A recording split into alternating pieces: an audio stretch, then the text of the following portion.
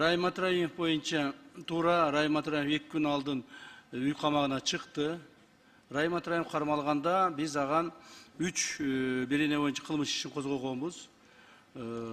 Статьялардын цифрларын айтпай эле аталышын айтып коеюн. Биринчиси бул чек араны мыйзамсыз кесип өтүү. Экинчиси хулиганчылык. Так. Үчүнчүсү легализация преступных доходов. Так. 3 статья мен козгогонбуз. 8 ай тергедик. 8 ай тергедик. 2 күн алдын чыгардык. Райымат Раимов бюджетке, Кыргыз мамлекетинин бюджетине 200 миллион доллар акча төлөп, анан чыкты. 200 миллион доллар. Бул 2 миллион доллар эмес, 20 миллион доллар эмес. Нерде депутаттар жакшы билет. Бизнес кылган депутаттар. 200 миллион деген акча эмне деген акча экенин. Мына 200 миллион доллар акча төлөп чыкты. Бул сом менен алганда 17 миллиард сом. Бул акыркысында. Буга чейинкисинде почти 2,5 миллиард төлөгөн. Ошону менен 19,5 миллиард сом акчаны Райымат Раимов төлөдү. Так. Туура анын бардыгын эле наличный төлөгөн жок. Аны имущество менен төлөдү. Бирок биз ошол төлөгөн имуществолордун бардыгын экспертизадан өткүзүп, баалап, анан арзан баада кылып алдык да.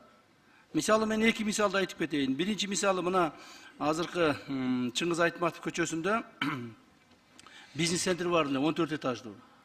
Ошол 14 этаждуу бизнес центрин биз азыр күч структураларына чоң госпиталь кылып атабыз, ошону алдык да. Ал жерде оценкасы боюнча 53 миллион долларга оценка кылышты эле. Биз 32 миллион долларга алдык.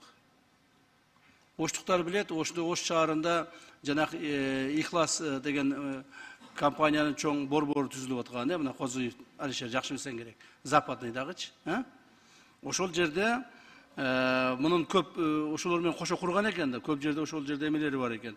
Ал жердеги азыркы күндө квартиралар, баягы бизнес центрлер, метр квадраты 1700-1500 доллардан сатылып атыптыр да. А биз аныкын 1200 доллардан баалап алдык.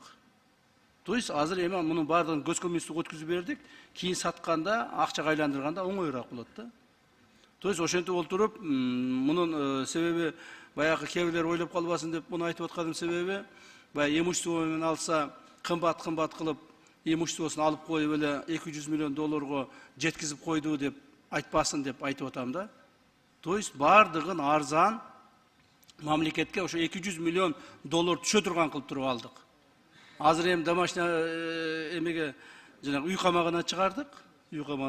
Буюрса жакында сот болот. Сотто ошол биз койгон статьялардын санкциялары бар. Ошого жараша өзүнүн күнөөсүн тартат. Ал жерде негизинен ал статьяларда сроктору бар, санкцияларында 5 жылга чейин, анан штрафтары бар. Ошо экөөнүн бирөөнү тартат. Негизинен бул акчаны төлөгөндөн кийин муну кайрадан түрмөгө кармап отуруштун эч кандай пайдасы жок эле да. Мамлекетке дагы, мындай өзүнө дагы.